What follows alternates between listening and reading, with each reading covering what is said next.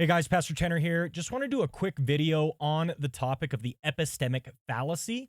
This is a pretty simple concept found in Roy Bhaskar, but it's really profound. And once you understand the epistemic fallacy, I think it will help you to better frame up the two common positions that people adopt when it comes to both epistemology and ontology. So just want to introduce you to this concept and help you to orient yourself a little bit. So here on the screen, I've got a simple 2x2, and on the left side, I've got epistemology and ontology, and then across the top, I have objective and subjective. And again, like I said, we're going to be getting into what is called the epistemic fallacy. And this is a term coined by Roy Bhaskar, but I don't think that it is terribly complicated once you begin to understand what he's talking about, and you can use almost any terminology you want once you begin to understand the idea. Now, when it comes to most worldviews, you're often given a choice between two options. And the epistemic fallacy says the two options that we're often given when it comes to epistemology and ontology is a false binary. What is the epistemic fallacy? The epistemic fallacy is essentially the idea that we're conflating what is real with what we can know about those real things. That's the epistemic fallacy, conflating what is real with what we can know about those real things. And really, it's a conflation of ontology and epistemology, okay? Let's walk through the quick definitions of these. Ontology is the study of being. I often equate it with metaphysics. What is real? What are the sorts of things that exist? That is the study of ontology. Epistemology is the study of knowledge. How can we know things? What can we know? What does it take to know things? Okay? Ontology and epistemology are different. These are separate categories. But it's important to recognize this because they often get conflated. Now, across the top, we have objective and subjective.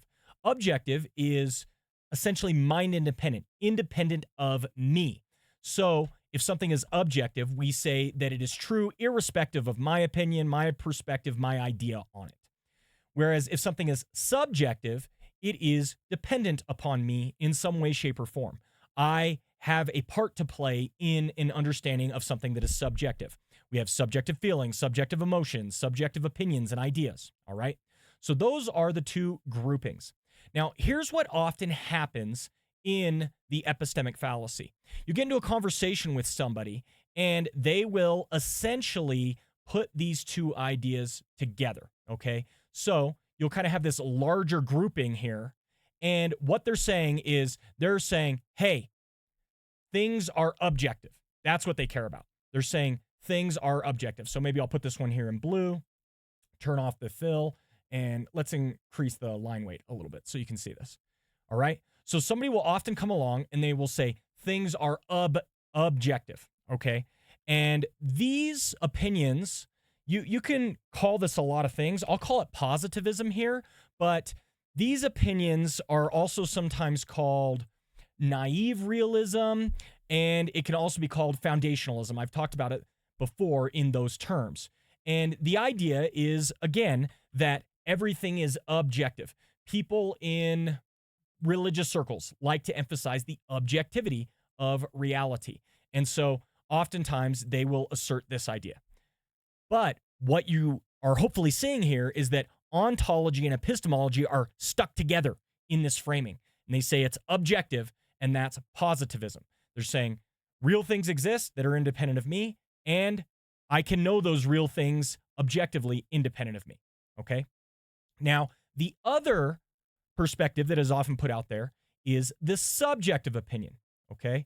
So you'll get people come along and, influenced from a certain background, certain ideas, certain concepts, they will come out of their way and say, hey, things are subjective. And we often call this relativism, okay? Relativism. They begin to emphasize the fact that, I have a role to play in what I'm understanding, what I'm seeing, my perspective, etc. And this is where people go astray. This is the epistemic fallacy. It is conflating ontology with epistemology, conflating what is real with what I can know about those real things. People are not careful to distinguish ontology from epistemology often when it comes to philosophical debates and arguments. And what Roy Bhaskar pointed out is that this is a false binary, telling people you can either have objective truth and you fall into positivism, foundationalism, or some sort of naive realism, or you can have subjective truth, and that makes you relativistic. And when you're given this as the framework as a Christian, what do you conclude? Well, I've got to be a positivist, I guess, because we know we're not relativists. We know God is objectively real and true, independent of me, and so I guess we got to be positivists. And so many Christian philosophers spill so much ink attacking relativism. And what Bhaskar points out is that we have created a false binary. There is actually a third way, a middle way, that I think is more honest with the way things actually are, with the truth as it presents itself to us in the world. Instead of falling into this false binary, we choose to split up ontology and epistemology, okay?